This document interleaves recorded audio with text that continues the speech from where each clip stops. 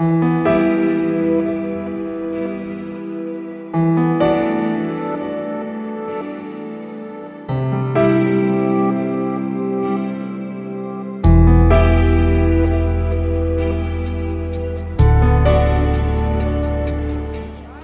के मशहूर उद्योगपति और टाटा ग्रुप के पूर्व मालिक सर रतन टाटा अब हमारे बीच नहीं रहे।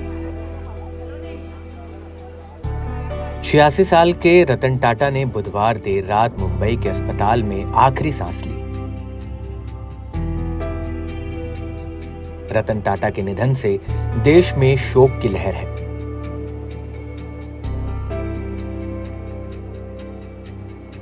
उनकी सादगी और देश प्रेम की कहानियां तो बच्चे बच्चे की जुबान पर है। नई पीढ़ी के लोगों के लिए सर रतन टाटा एक आदर्श है।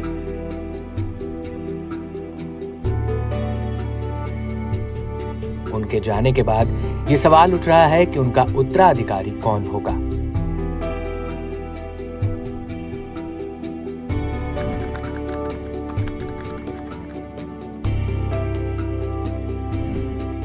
रतन टाटा की गिनती सबसे सफल बिजनेसमैन की लिस्ट में की जाती है।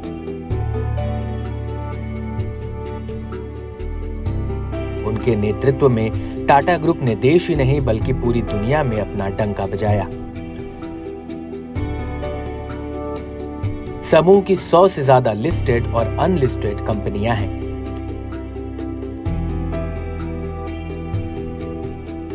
जिसका कुल कारोबार करीब 300 अरब डॉलर का है।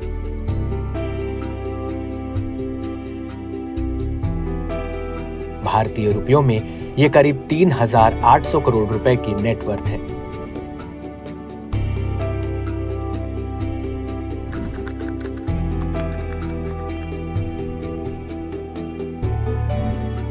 रतन टाटा अपनी दरियादिली के लिए जाने जाते थे।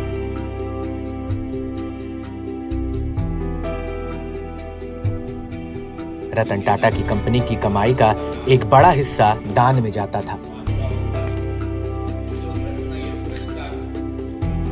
टाटा अपनी आमदनी का एक बड़ा हिस्सा टाटा ट्रस्ट में दान कर दिया करते थे। ये दान टाटा ट्रस्ट होल्डिंग कंपनी के तहत फर्मों द्वारा की गई कुल कमाई का 66% योगदान देता है।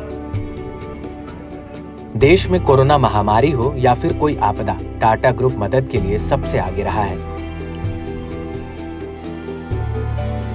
आर्थिक तंगी से जूझने वाले छात्रों की भी मदद के लिए ये ट्रस्ट हमेशा आगे रहता है। रतन टाटा अपनी कंपनियों की कमाई खुद लेने की बजाय ट्रस्ट के जरिए देश और देशवासियों पर खर्च करते थे।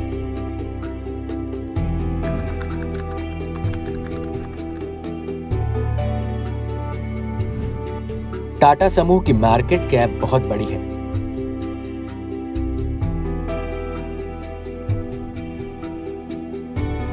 आज इसके तहत 29 लिस्टेड कंपनियां आती हैं।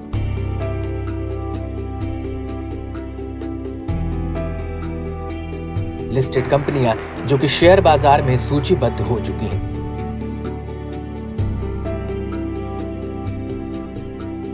इन सभी 29 कंपनियों का कुल मार्केट कैप देखें तो 20 अगस्त 2024 तक करीब 403 अरब डॉलर यानी करीब 33.7 लाख करोड़ रुपए की है।